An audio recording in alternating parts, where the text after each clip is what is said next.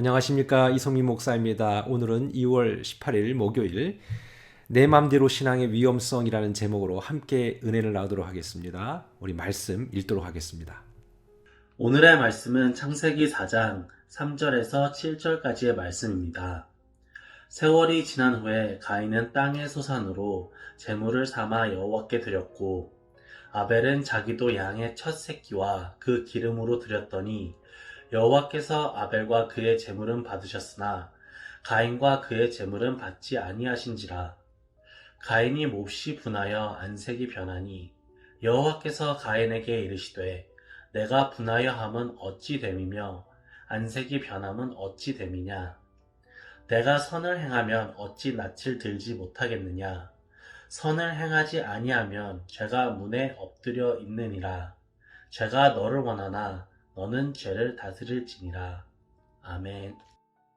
하나님의 완벽한 창조, 완벽한 기능성을 가졌던 우리 사람은 우리 스스로, 우리 자발적인 의지로 하나님의 뜻에 반대되는 것을 결정하고 그리고 스스로 죄를 범하게 됐습니다. 그리고 나서 이제 첫 번째 후손이 태어나게 되죠. 그게 바로 가인과 아벨입니다. 이제 그때부터 태어나게 되는 모든 사람은 즉 원죄를 갖고 태어나게 됩니다. 그 전 세대에서는 분명히 자기의 자발적인 의지를 남용해서 죄를 갖고 들어왔던 것이고요.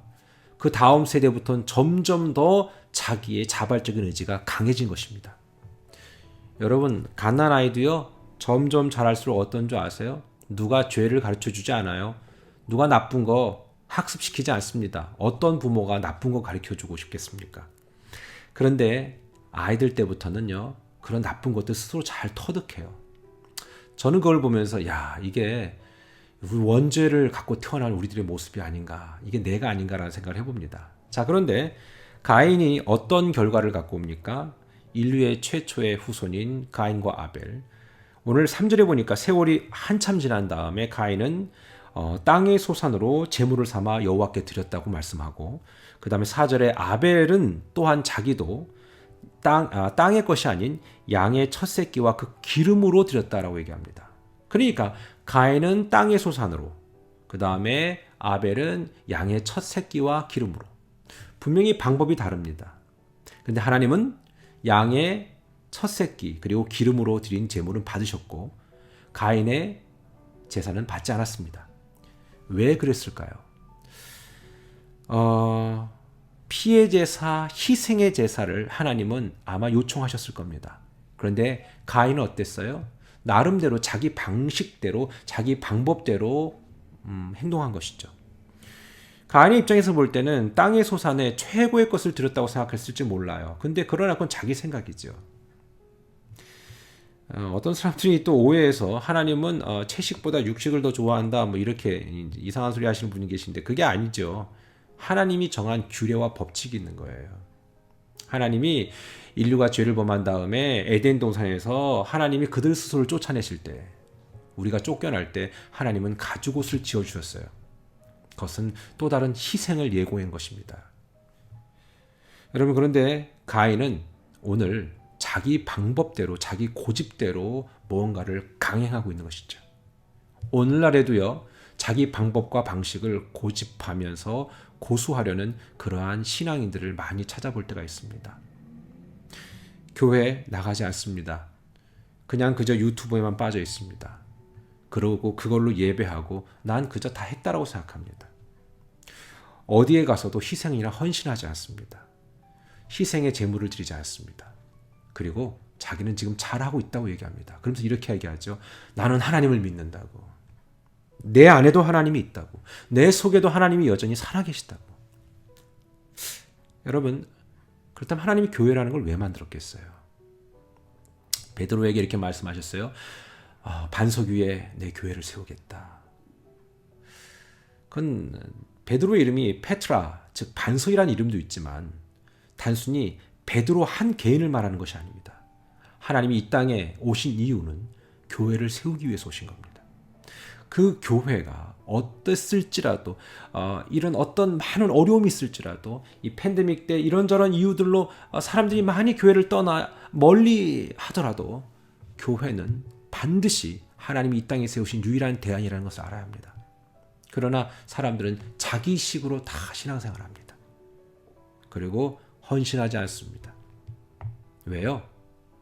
그 마음 깊숙한 곳에는요, 정말 자기가 복음의 자유에서 그런 말들을 하는 게 아닙니다. 다 자기식으로 믿고 싶은 겁니다. 가인은 이렇게 자기의 방법대로 땅의 소산으로 예배를 했습니다. 아벨은 하나님의 방법대로 예배했습니다. 그런데 더 놀라운 사실은 오늘 5절에 보니까 가인과 그의 재물을 받지 아니하신지라 가인이 몹시 분하여 안색이 변했다. 여러분, 사람이 화가 나면요 얼굴빛이 바뀌어요. 변해요. 그리고 사람들 잘 보면요 표정 보면 요즘에 영적인 상태를 알아요. 정말이에요. 자, 그런데 이 표정으로 감춘다고 감춰집니까? 안 되지요. 하나님이 그것을 간파하신 거예요. 너가 왜 화났냐? 네가 잘못해놓고선. 그거예요. 사람들도 보면요 자기가 잘못해놓고 자기가 화를 내요. 왜요? 감추고 싶은 거거든요. 그래서 6절에 보니까 하나님이 가인에게 이렇게 얘기합니다. 너 왜 화났니? 너 표정이 왜 바뀌었니 도대체? 하나님 몰라서 물으셨겠어요? 너 기회 줄 테니까 네 마음 잘 지켜 이거예요. 왜요? 그때 마음 지키지 않아갖고 동생을 돌로 쳐 죽였잖아요. 인류 최초의 살인사건이 일어납니다. 내 맘대로 신앙의 끝은요, 사람을 쳐 죽이는 거예요. 사람을 아프게 하는 거예요. 자기 스스로를 속이고 결국 남을 아프게 하는 거예요. 여러분, 오늘 7절에 하나님이 말씀하십니다. 네가 선을 행하면 어찌 낯을 들지 못하겠느냐? 왜 자꾸 감추려고만 하느냐? 사랑하는 여러분, 하나님이 오늘 우리를 찾아오셨어요.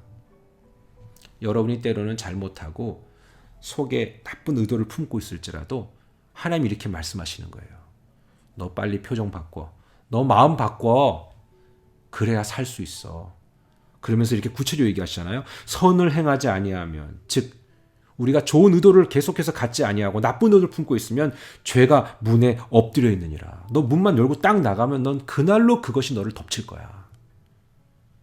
죄는 너를 원하나 너는 죄를 다스려라. 이렇게 말씀합니다.